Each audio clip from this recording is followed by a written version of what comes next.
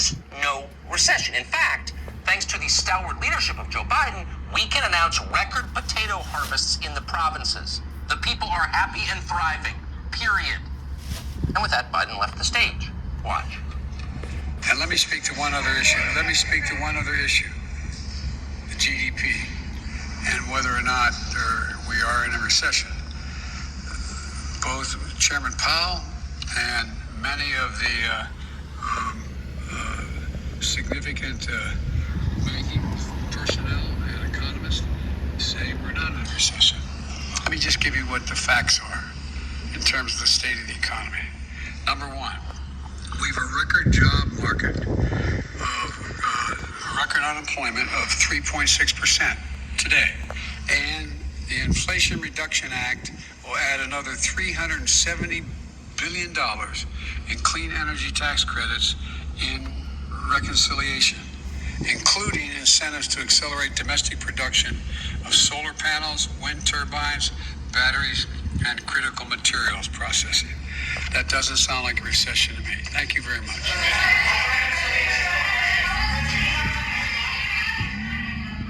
See, Dumbo, significant banking personnel say we're not in a recession. Plus wind turbines, and if you don't believe it, 3.6% unemployment. We are winning. Pay no attention to the millions of former workers who are being paid by the government to stay home, leaving businesses without anyone to staff them. Why is the ice cream stand near your house closed in July? Well, because welfare pays more than scooping ice cream does. But ignore that. The economy is in great shape, though if there's one thing that might make it even better, other than wind turbines, it's printing billions more in fake money, which will definitely not accelerate our already terrifying level of inflation. That's why we're calling it the Inflation Reduction Act. Because more money in the system will reduce inflation. It will. And it will because we say it will.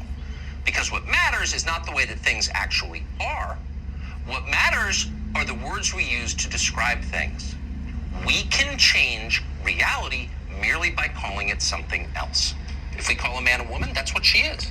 If we call an open border a secure border, that's what we have.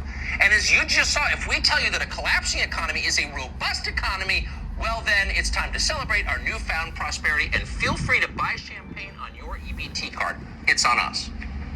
It turns out that when you think you're God, all that matters is what you say, your commands. In the beginning was the Word. And this week, the word was definitely not recession. That word is now inoperative. It's obsolete, and frankly, it's embarrassing. It's like stewardess or fireman or the Orient. It's not something you'd say around educated people. So to herald this important new change to our language, on July 21st, the White House officially changed the definition of recession. They said it, so it's true now. In a blog post, officials explained that 2 consecutive quarters of declining GDP is, quote, neither the official definition nor the way economists evaluate the state of the business cycle. Not convinced? Well, you're not watching television, because every official in the Biden administration, all these credentialed economists, went on camera to swear it was true. I do want to emphasize what a recession really means is a broad-based contraction in the economy.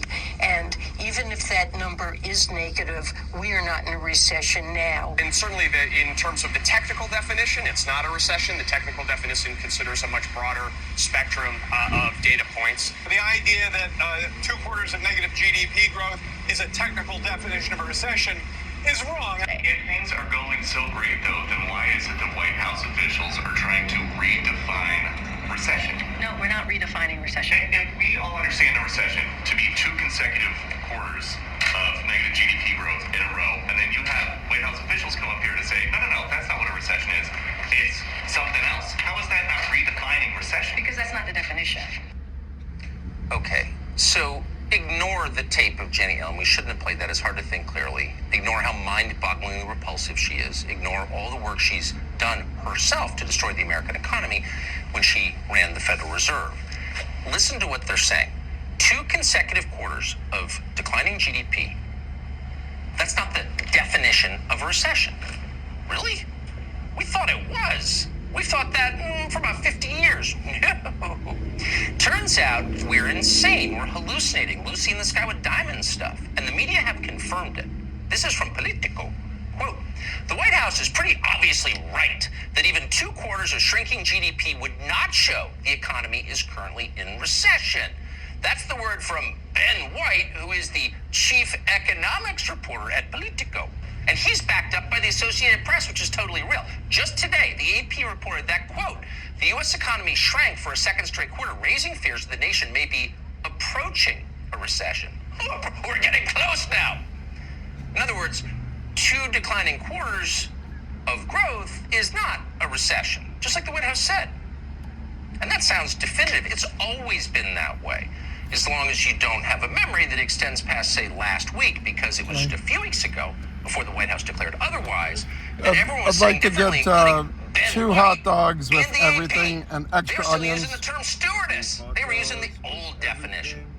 Want examples? Okay, how about this? June 22nd of this And year. can I get a this cup same of ice? Ben White, assuming he's real, wrote in Politico, which unfortunately is, That's all. and we're quoting, I'm sorry to report that the conditions are ripe for a slide in gross domestic product growth that lasts at least 2 quarters, comma, the technical definition of recession. Ooh, Ben White. Could that be the same Ben White, the same Politico? Could be.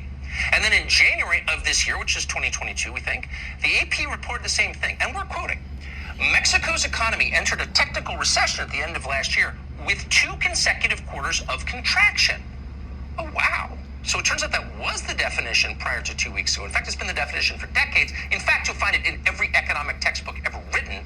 It's all over the archives, the AP, which, because we're paid to do it, we slog through today. Here's one example. Quote, French economy falls back into recession, the AP reported back in 2013. Here's a direct quote from the article. A recession is defined as 2 consecutive quarters of negative growth. Whoa! You're not insane! No one dosed you! You're not hallucinating. Even CNN used to say this. As CNN White House correspondent John Harwood wrote on August 20th, 2019, back during Trump when Big Orange ran things, and we're quoting, recession equals economy shrinks for 2 quarters. Oh, wow.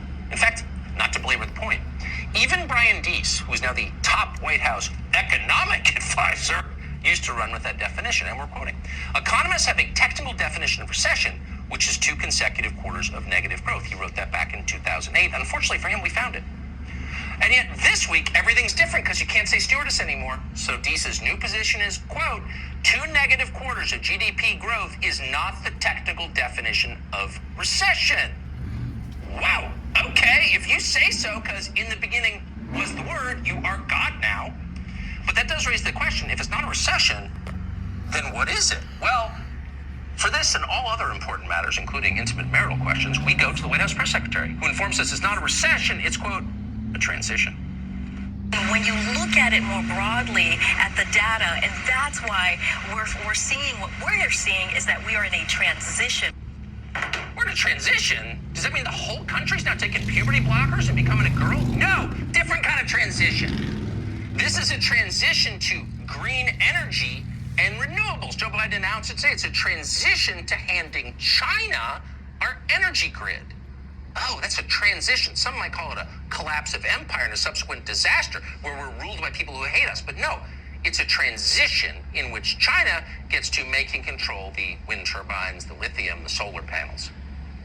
What do actual voters think about this? Who cares? Because that only matters in a democracy. But we'll tell you anyway. Americans do not want to hand our energy grid to China or stop using air conditioning in the summer or drive your stupid little electric cars. Right, because it turns out no one believes the experts who have told us the world is going to end for the past 50 years, but who still buy beachfront property, paging you, Barack Obama. And most people kind of understand what's going to happen next. They could become Sri Lanka, a country that destroyed itself, committed national suicide in pursuit of a high ESG score.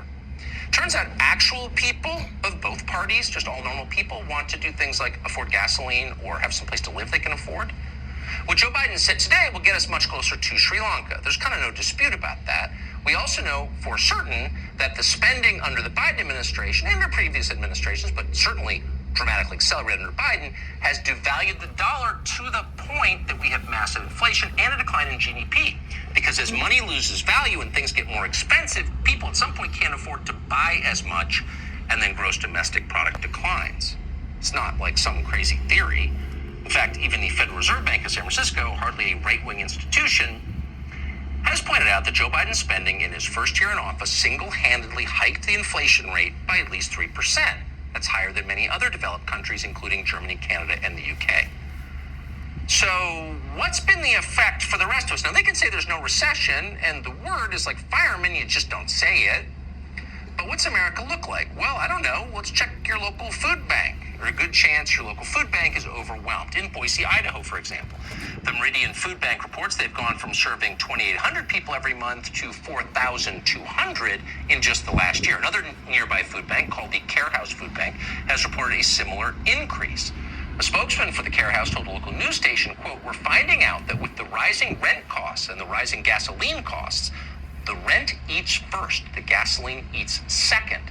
So the family has very little to buy food to eat." Sound like a rich country to you? A place that's thriving, that can afford to turn its energy grid over to China? No. It's the same story across the country. Allentown, Pennsylvania. The Allentown Area Ecumenical Food Bank reports a massive increase in families who need food. In the biggest food-producing country in the world? Yeah, that's us. But still, the food bank's director told the local news station there, quote, "Since October, we've tripled the number of families we're serving every month." She added that 300 of the 1,800 families she served this month are first-time visitors.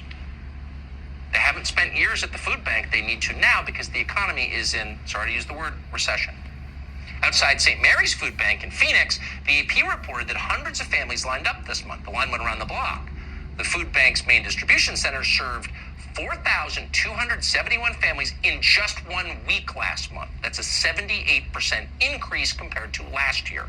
According to the AP, quote, "More than 900 families line up at the distribution center every weekday for an emergency government food box stuffed with goods such as canned beans, peanut butter, and rice." That's a bread line, by the way. That's a bread line in the United States. Did you see that on NBC Nightly News? Probably not. It was happening everywhere. Alameda Food Bank in California, similar numbers.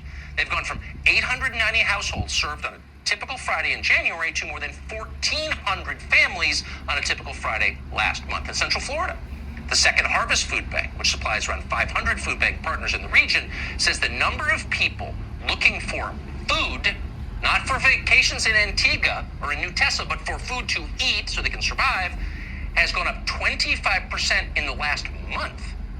The food bank used to distribute 150,000 meals overall a day. Now they're up to 250,000, and that number is rising. The food bank's director says the cause is inflation. Obviously, quote, "It costs quite a bit to put millions and millions of pounds of food out the door every week and every month," told to a local news station. So, does the White House notice any of this? Do they know what's happening? So it came to $4 even. Who knows what they know? They certainly don't care. They're saying it out loud. Joe Biden's top economic advisor, Brian Deese, is telling you that it doesn't matter. You're worried about inflation? Well, it's easy for Americans to find food, says Brian Deese. I love Tucker. The United States I is love in Tucker. a stronger Right. position to True. actually train our focus on tackling inflation than virtually any I'm other videotaping country. it to send to For a example, friend. you know, Oh, with really? respect I do to that all the food, time. we're a net exporter of agricultural You outside? commodities, and Yeah, thank obviously you. the high prices are hitting Americans very hard, but they're in a way that is different from some places that are facing famine, for example.